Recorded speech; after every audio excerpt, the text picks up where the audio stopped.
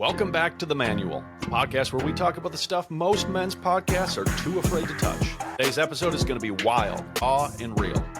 All right, y'all, we're back.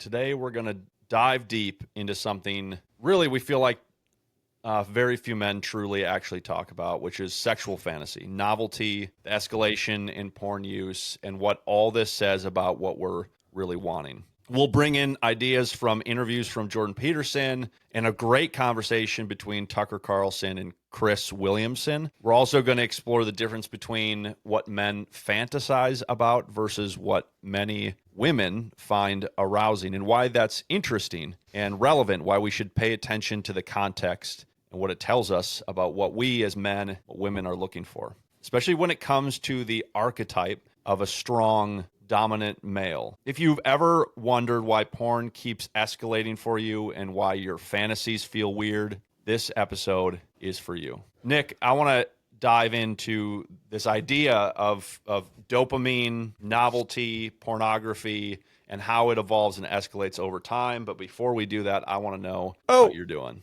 I was worried. I thought we were going to bypass it.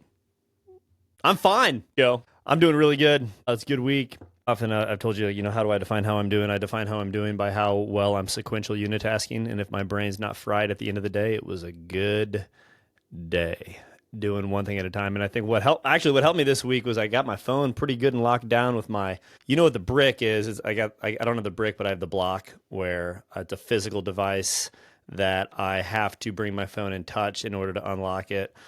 So I had that good and locked down this week. I'm working on getting a promo code for that. So stay tuned, people.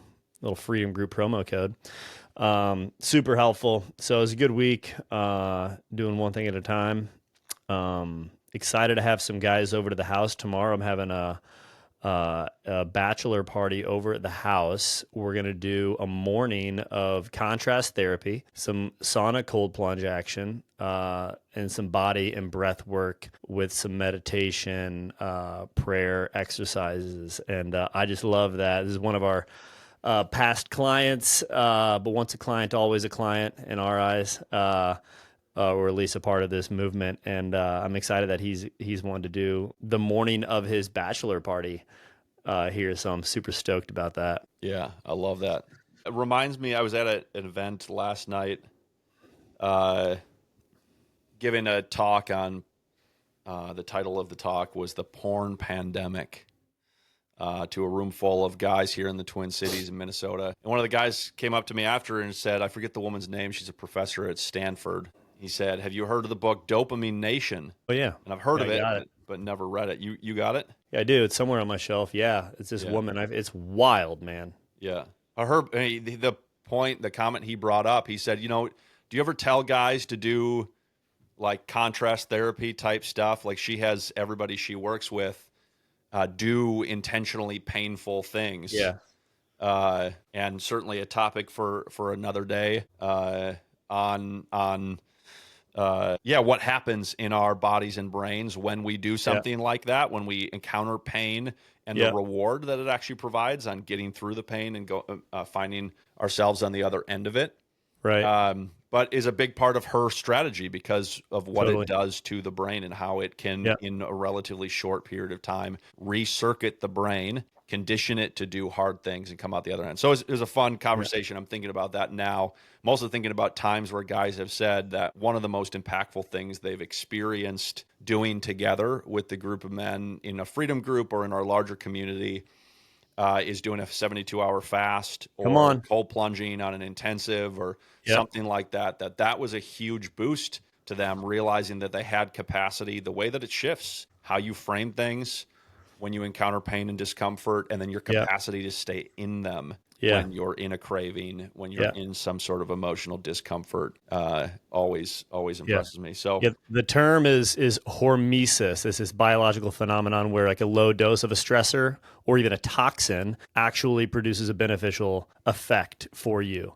Even though higher doses of that could actually be harmful. And even in foods, even broccoli is one of them that actually has toxins in it, but a good amount, like a small amount is good for you. The sun is an obvious one where too much is really bad for you, but a good amount is really good for you. Same with cold therapy, sauna, it releases, activates your heat shock, proteins. And so we should definitely have a conversation on that and the different practices to do. Yeah, how does that tie in real briefly? And we'll make sure we earmark this for another deeper conversation. How does that hormesis interplay with dynorphins and endorphins? That's okay. Yeah. So I'm not totally versed in this concept of dynorphins.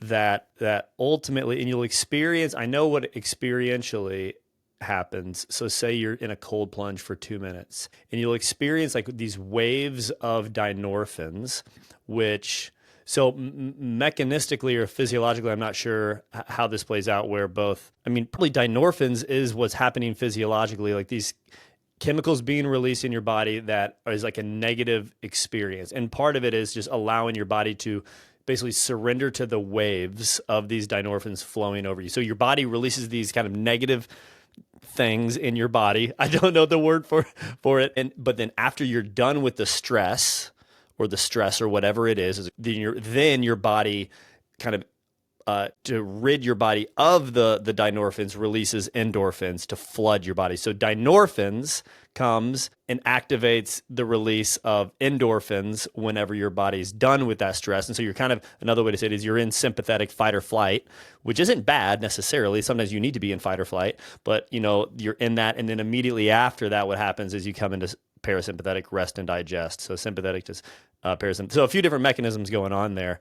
I don't know, anything else you might have to add there? No, I think it's really interesting. Again, certainly we'll punt this conversation to a future episode and dig into it, because I think it is really important for guys working towards freedom to intentionally carve out practices that provide relatively intense short-term pain. Right. Not sadomasochistically or in doing it just for the pain, but in order to ride that wave of dynorphin into endorphin and come out the other end.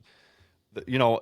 The more and more I work with guys, the more sobriety I have, I realize that reality is really rewarding. It's meant to be very rewarding. And we're going to talk about today is the removal of that reward as a porn addiction or any addiction escalates, that we start to escalate fantasy or what we look for in order to get high. And the more we do that, the more it saps our capacity to experience the reward of reality. And I think that's really important. And now you can't, until you stop using, you can't start to discover what that looks like, but you can go to some of these more extreme disciplines, if you will, that will help you experience that reward in reality.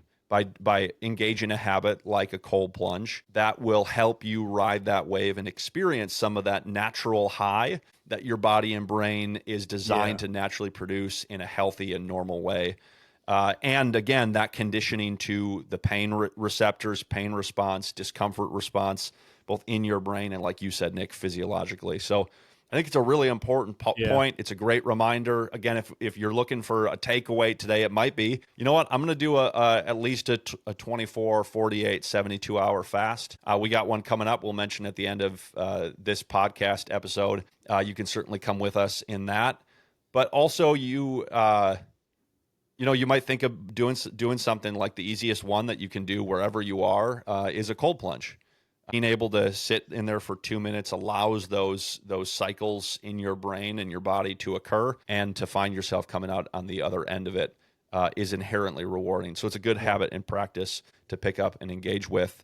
If you're looking to exercise a new habit that can help you start to develop your brain and rewire your brain, and not just play defense or not just try to play defense with more minor habit shifts, especially in the context of something like craving. That's good. So I want to talk about porn and novelty, because I think all of us experience it.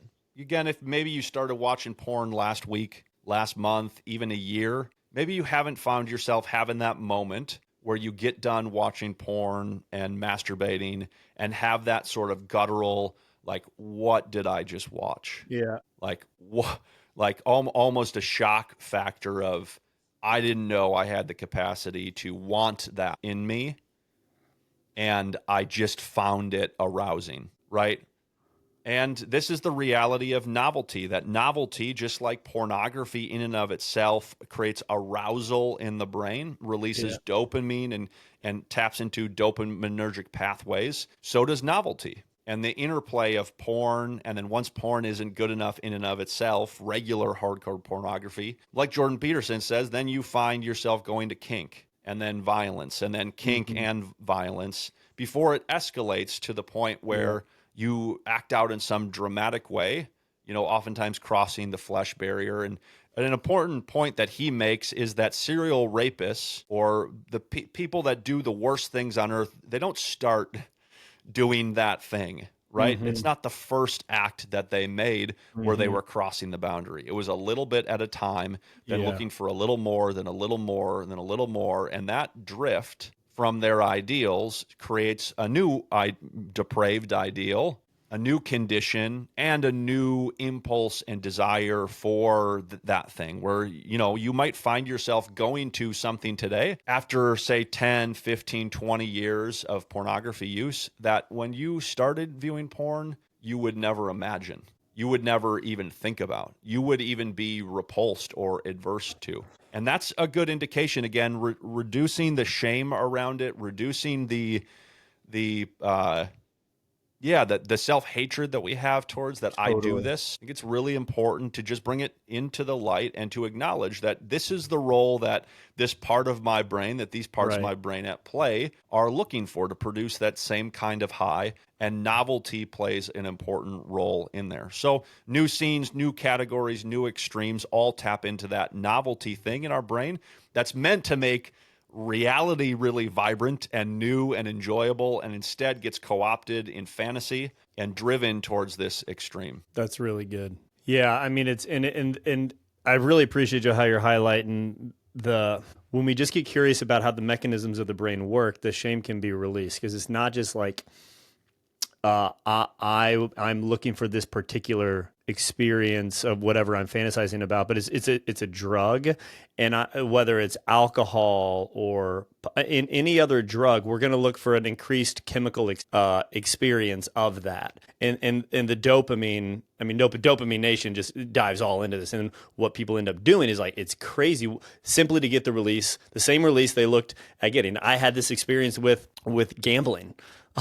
When I was 21, I won $12,000 playing blackjack on 2 nights in a row, like 7,000 and 5,000. I had such a release. I couldn't leave the boat without winning thousands of dollars. And so, as you could imagine, they got their money back. So these mechanisms that play out in the brain is really helpful to understand that and even as we said before, dopamine isn't just about the pursuit of pleasure, is the pleasure of pursuit, which is why we can find ourselves spending a day, like literally an entire day. What is it? I'm searching, I'm hunting, I'm always looking. I'm not necessarily looking for the final destination, but for the continual release of the chemicals in my body as I keep searching. I keep hunting, and I'm the pleasure of the search. Yeah. Does that make sense? Yeah, and it's it's not just about the pleasure in and of itself, like you said. It's in the pursuit of more, right? It's the neurochemical of more driving you to seek out more of that thing that's incentivizing you. And again, I think the appreciation we need to develop is this is really good for normal, regular life, right? It's really useful to have a large part of our brain driving us towards the experience of more that is pleasurable in reality. And these same things that are designed to give us that in reality, again, have been co-opted and redirected and diverted to fantasy and to outletting them here.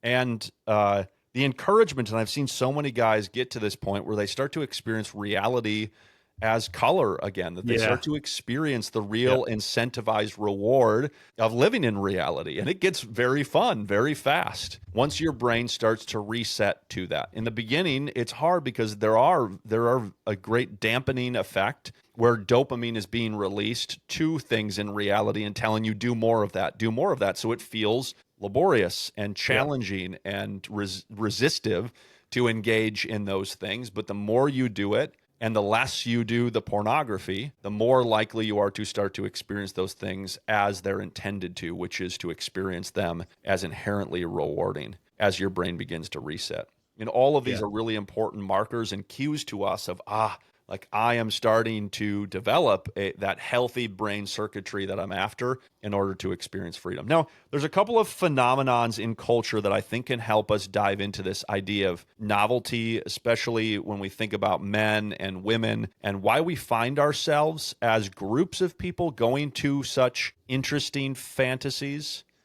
and what it tells about the context of what we are looking for. And there's a million, I mean, there's not quite a million, but hundreds, if not thousands of different types and varieties. So we're certainly not going to go into all of them today, but I think there's three phenomenon that stand out to me in culture that sort of have made the headlines of news that I think are worth thinking about, of what they communicate to us about the novelty that we're pursuing, about why so many of us are pursuing them, and why we're drawn in by these stories in a way that elicits some sort of arousal and a desire to interact with them. The first is, Nick, you brought this up off the air, but the first is the phenomenon when we were in high school, middle school, high school, in the Two Girls, One Cup video that came out.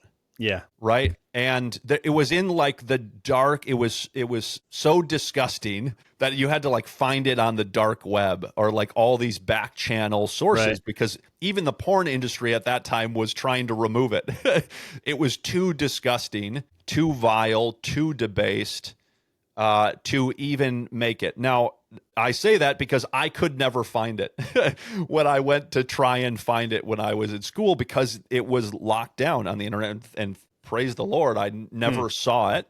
But it was regular conversation in my high school, in social circles, in friend groups of people, whispering or making jokes about it, or talking about it more openly and broad. Have you seen it? That sort of conversation. And, in enough detail where I knew through friendships or, acquaintances at school exactly what that video contained, right? That's the first one. The second one is, I don't know how many years ago it came out, but 50 Shades of Grey. And this is the content of the Tucker Carlson and Chris Williamson conversation we referenced off the top, where they discuss this idea or phenomenon of this dominant, even sometimes violent, dominant male expression towards women. Why did it spread with such virality? Because many fantasy novels have been written about a quiet, submissive, obedient man, if you will, that didn't garner really any traction. And that's simply a fact. And so why, raising the question of why is this imitation or image of even sexual violence, dominance, etc., alluring and attracting to the point where it engages a level of social virality to it? And then the third, to the same end, is, some of the top OnlyFans actresses within the past year of trying to outcompete each other with how many men they can sleep with within a 24-hour time period. And we're not talking about 50 or 100. We're talking about an attempt to sleep with 1,000 men within that time frame, right? What? And this communicated desire or kind of their self-proclaimed role in life to recruit not just any man, but as close to adolescent men as possible, like barely legal 18-year-old men, in order to sort of show them what sexual liberation looks like as an older woman. Let me serve you and I'll show you exactly how good this can be as you come into adulthood and at age. And why is there such certainly there's the shock factor of each of these, right? Which is the novelty at play of this feels wrong, this feels new, this is so different than the norm. I'm adverse to it, but I'm also drawn into it. There's something about that at play in each one of these examples. And there's something in it that stimulates that, again, that fresh newness, the allure of the adventure and the context of what it's communicating in each of these archetypes. And so I don't necessarily want to go and explore each of them in great detail in terms of like what in specific is the context of this story that we're drawn to. But looking at these phenomenons of all three of these examples kind of have that shock value and factor to them, right? Why do they become the phenomena they are? And generally, why do we find that men and women are attracted to these specific types? You know, in the first one, this sort of like graphically sort of depraved, I say that lightly, but these women that are willing to do something incredibly debasing to themselves, reducing to themselves, that creates that kind of phenomenon. And the same thing with the OnlyFans models, where they're doing something that is expressed as confidence and look at me and empowerment and I can do that. That is some sort of achievement to line up a bunch of dudes and have sex with so many guys. So there's this kind of like confidence that's along with it, but also the kind of usury that's implicit in that I think is a sort of a at play, as a dance between the masculine and the feminine that I think is worth considering. And then the woman specific one, which is the 50 Shades of Grey phenomenon, is why has this archetype of the dominant, violent, subversive man become a model and something that's arousing. I mean, and Jay Stringer talks about this too, that women are something like 60 to 70% more likely to seek out violent pornography, and not just violent in general, but violence towards women pornography, which again, I lay all of this out with compassion and with just an encouragement that we build a culture where we can remove the shame from the conversation and just be aware without judgment that these realities are playing out in our world, in our culture, and in our environment, and millions of people are engaging with them because it means something to them, to the dopamine and to the pornography and novelty provides, certainly, and to the context of their story that they're trying to sort out. Yeah, this is really good. So, I mean, the kind of first part that we were talking about a minute ago is all around phase one of our curriculum. We talk about how craving plays out in the brain and the body. Very neuroscience, neurobiology, psychosomatic reality. Phase two is the deeper wells of discomfort. What's your story? And what does fantasy, this is what we're talking about right now, reveal about your story? Unmet needs, wounding, longings,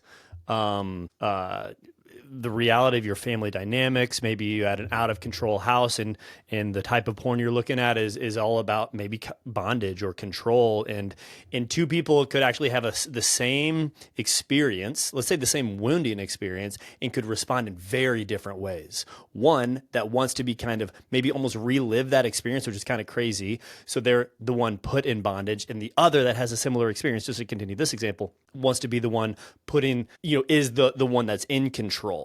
So it's this false sense. I'm reminded, Bob Schutz, he says that every desire, no matter how disordered, how perverted, how off it is, underneath it is a good and holy desire. And we really want to encourage you guys to explore that. Like, what is it about the type of fantasy that you go to? It's really interesting, Joe, and I would even encourage you all to pay attention to what's even happening within you now as we bring up some specific examples. Like, as you were talking about, I'm thinking of Bonnie Blue, and she had her conversation with Andrew Tate, and she talked about what you were just talking about. She wants to get a young man right when he's 18. Where she is and she's kind of teaching him about sexual liberation. She gives him his first experience where, of coming inside of a woman. And I'm like, and as she's saying that, all of this stuff's happening within me. Like I'm experiencing a chemical release as I'm kind of imagining that. And what was kind of crazy was Teresa and I'm like, hey, I'd be really interested in watching this conversation with Tate and Bonnie Blue just to hear how it goes. It was wild. We got about through half of it together, but I'm sitting there and all of this stuff's happening within me. Well, what's interesting, and even as you recaptured it right there, part of my story, the stuff that I would go to, is usually I would search. It's interesting. Like, what do you actually type in the search bar when you're searching? I'm always interested in what does a guy type in there, because that's going to reveal something. So for me, I would often type in something to the effect of like MILF seduces younger man. And whenever I watched it, I was usually about the age of that guy. and so what's going on there? What's going on there? What is it about this OnlyFans? I mean, at first I hear about her sleeping with thousands of guys. I'm like, no. But then when it's like you started talking about specifically, this young boy, 18-year-old kid being invited and being taught something. So there's a lot of things going on for me. One, some mother stuff, right? I had some mom wounds and more of like a kind of a stoic, maybe German, not as nurturing as I wanted. So I looked at women that were very nurturing, and really led me in ways that I felt kind of like I was like lost around sexuality growing up. I wanted somebody to teach me something, and there's that element to it as well. So underneath it, so we say a lot that any addiction is an illegitimate way to fill a legitimate need. But then even specifically, okay, generally, yes, but even specifically, what is this fantasy trying to fill what need is it trying to fill in reality within you? Yeah. No, that's so good. Yeah, that's so good. Because I mean, I think the example you just gave is brilliant to sort of elicit this point, because you just talked about that desire to be taught and to learn how to harness the power of your sexuality, which is this sort of intense expression of who you are, right? That feels like in many ways like the height of being fully present in reality. That feels like a kind of engagement and dance and art and science that's all playing out. Like there is something that is enwrapping about that for us, right? That we're drawn into. And most of us grew up with none of that. No meaningful education apart from, maybe some like awkward conversations around it. And so there is that, like, I love that you said, like, I responded as you were saying that, as there's something in me that like lights up to that, that like wants that wants to be shown that. Now there is obviously an integrated way to get that and a disintegrated way to get that. And taking advice from Bonnie Blue, for example, would be a bad idea. A disintegrated way to do not recommend to have that, but she's expressing something that we all desire, I think, as men. Yeah. The kind of confident expression of sexual desire towards you, the kind of embodiment of a woman who's willing to be vulnerable enough to be naked and exposed in front of you, and you in front of her, and both of you feel comfortable and confident in that environment, rather than like it's fragile and delicate and we neither of us know what the heck we're doing and awkward and weird, etc. Right? And that's real. And that's a real desire. And I think it's also useful to expand that beyond the sexual, because, most of us men have grown up with the framework or the context that intimacy, communion, connection is primarily, if not exclusively, experienced in the context of sexuality, right? That's it. So there's something more that even a Bonnie Blue within the realm of sexuality is also filling a need for, that has nothing to do with sexuality, right? It's seeing yourself through the eyes of another as confident and capable. Again, not having anything to do with sex, right? The kind of empowerment of having somebody who has it, that has the notoriety and the fame of the world saying, you're good enough. You made me feel good. You performed well, right? All of those things that, again, separate it from sexuality, are all things that we need to know, that we need to hear, that we desire to hear. Yeah.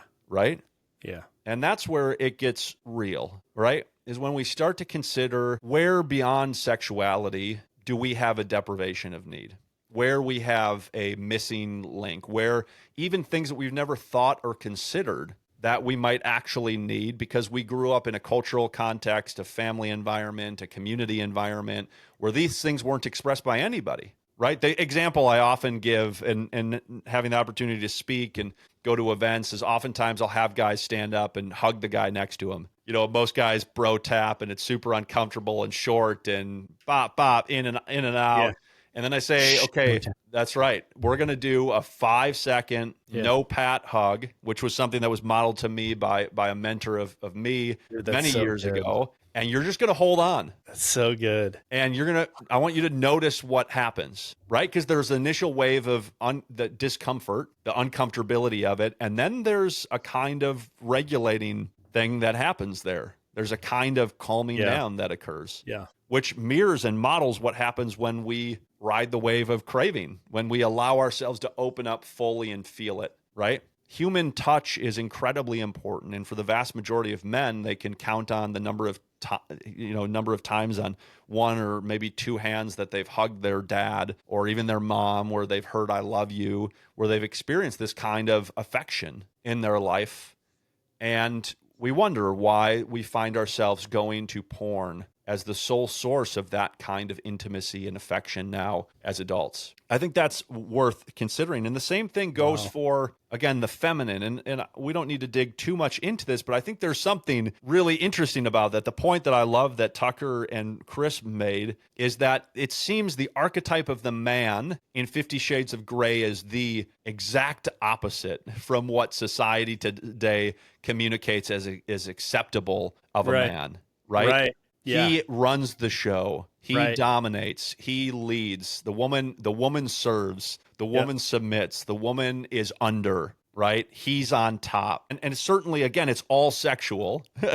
Much of it is the sexual domination, the sexual aggression, even the sexual violence. But there's reality that has nothing to do with sexuality. That whether it be the pressure of society or the abdication of responsibility that men have allowed themselves to engage in, that there's been this drift where women no longer experience the kind of safety and protection. And I'm not in any way saying that women want sexual violence, that they want to be dominated. These are dramatized as any sexual encounter is, dramatized versions of the real desire, right? Which is the danger of it, is we can make these links of like, I need that or I want that in my sexual relationship or in my relationship in general in order to have it, which is not how it plays out in reality. But the thing you're looking for can be a real and legitimate need to have somebody who's trustworthy and can lead with steadfastness and stability and confidence and competence, right? The kind of man who can stand firm in the face of challenge and pain. What's going to happen when life hits the fan, right? When the shit comes for our family? What will you do? How will you show up? And will I lose you, or will you rise up to the occasion? Will this be your defining moment, right? That these sorts of questions that are being worked out in the sexual arena, I think in 50 Shades of Grey, are real and meaningful to what a woman is looking for in the context of masculinity, which again, as we hear that, like you said, Nick, pay attention to how you respond. Now, if you're a woman listening to that, pay attention to how do you, is there something that you react against? Is there something that you're drawn in towards? And for a man, as you hear that, the example of the sexual versus the non-sexual desire, is there something that's drawn out of you, or is there something that feels repressed? Like, I'm not that, I am not capable of that, etc. Pay attention to how you relate to it, how you lean in or lean out of that desire, of that belief, of that principle or idea, and let yourself feel it, because that's an important cue and marker of there's something here worth paying attention to. That's a lot of good stuff, man. Yeah, it is just, it's fascinating, the 50 Shades of Grey phenomenon. How, I mean, it exploded, and it seemed to fly in the face of what like culture was, in the wake of the Me Too movement, or that was probably it's all around the same time, right? Yep. And what the world needs and what women want is like the kind of the Marvin milquetoast, just the kind of flaccid guy. But I think, as you mentioned earlier, like those, they wrote those novels, but they didn't sell. Okay, so let's just like let reality play out and let the economics play out. And women, millions and millions, went to this, and it's something that's like, it's okay. What's the core desire, and then it's like magnified. It's like they've done these studies with different animals, like butterflies. Like they have butterflies in a cage, and then they make this one butterfly that's bigger and much more vibrant in color, and every other butterfly like leaves to go like try and mate with this butterfly that's like way over the top in your face. I mean, this is the novelty factor where it's like there's something underneath it I want. And so what is, I mean, it'd be interesting to explore that. I mean, you're hitting on some of it just with women. They want to be, what's the type of man they want really, even if it's off base, there's something that is stirring within them. Yep. It's wild. Yeah, it's really interesting to think about story and choice and context on in through the lens of the brains that we've been given, right? We have the reptilian brain, we have the mammalian brain, and we have the human brain. They're all built one on top of the other. And what you just described is sort of like the animal version of, certainly sexual matching, but offspring and reproduction and biology and choosing the best mate in order to get the best likelihood of gene outcomes and survival, etc. That there's all that stuff playing in us. And then there's the human part of us that's also bringing into all of that context of our story and wounding and particular brokenness and memory and what we lean towards and personality types of our mom and our dad. Right. And we talked a little bit about marriage a week or two ago and what we look for in a partner, right? And I was talking to my wife about this again. There's this therapeutic technique that she's trained under for marriage counseling that basically hypothesizes or operates from the belief that we choose partners that are familiar to the attachment figures that we grew up with, but is also a little different, that they're familiar enough to Interesting. that they can provide something of a mirror. Yeah. But are different enough that provides or elicits the hope that with this person, we can find the fulfillment of the unmet needs or desires or longings that our primary attachment figures, our parents growing up, didn't possess. And if we marry somebody completely different, we won't be able to find that reconciliation. And so we kind of go, we go, a degree or two away from it. And certainly there's no like perfect match out there. I don't think of like an exact personality replica of mom or dad. So it wouldn't even be possible to find somebody who's exactly underneath, but that we match up, we pair up with these people that are trying to, it's an attempt that we make when we leave our father and mother and cleave to our wife, that we make to bring resolution to the unmet things in our story and experience that need resolving. And again, there's certainly nuance and complexity and worth considering in your own life if you have a romantic partner or wife of how true that is for you.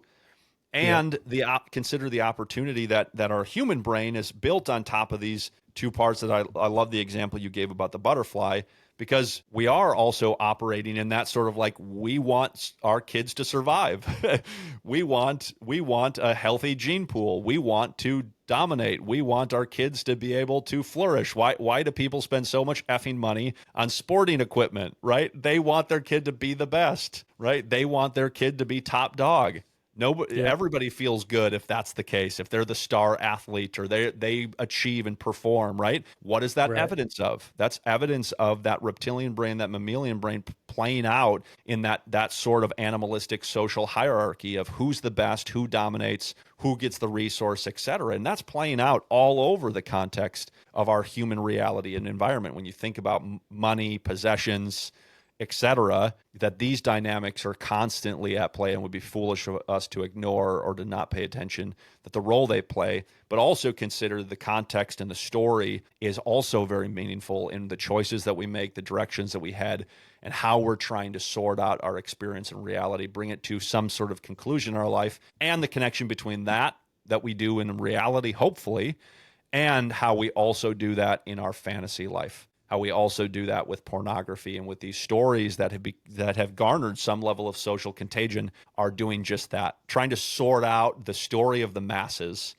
to be able to give them a sense of groundedness, footing, direction to move forward by helping them through that story answer the unmet stories or the missing links in their own story. And again, in all three examples, certainly in error and disorder and leading them in an unhelpful direction, but it's not totally unhelpful. It's not totally missing the point. There are elements and themes in each of these three examples that do matter, that need to be resolved in reality, right? And if they didn't speak to that, nobody would have picked up the book. Nobody would have spent time like I did in high school attempting to find this video. Nobody would be reading the articles, listening to the podcast, watching the videos, etc. of OnlyFans models out trying to do each other in promiscuity. So this is an important topic, again, because I think we all find ourselves in it. If porn has been a part of our life for many years, we find novelty starting to be added into the picture in order to get that same sort of high, like you said earlier, Nick. And if you're using porn or fantasy to escape, again, we want to just encourage you to dial down the shame that you have and to recognize that this is a neurological, biological, psychological fact, that you are trying to pursue this in order to be able to get the same relief that it once provided. Now, it doesn't mean that the escalation isn't a problem, right? There's a great statement in SA or AA communities that says, borrow from the suffering of others, right? You don't have to become a serial rapist to hit rock bottom. You don't have to go to a level and to an extent of depravity that shocks you or gets you arrested or makes you do something you never thought possible to get to the point that you say enough is enough, right? Don't let somebody else stop you. Listen, lean into the stories of other people who have gotten to that point if you need it, and use their stories as a good example of what, maybe I'll never do that. It's just a matter of, I haven't done that yet, but I have the capacity in me, if I can let this continue to have a dominant or prominent role in my life, to get to that point. And that matters. So here's the final takeaway. Porn and novelty dependency cooperate together to make any addiction worse. We were made for meaningful sexual delight, not endless novelty chasing.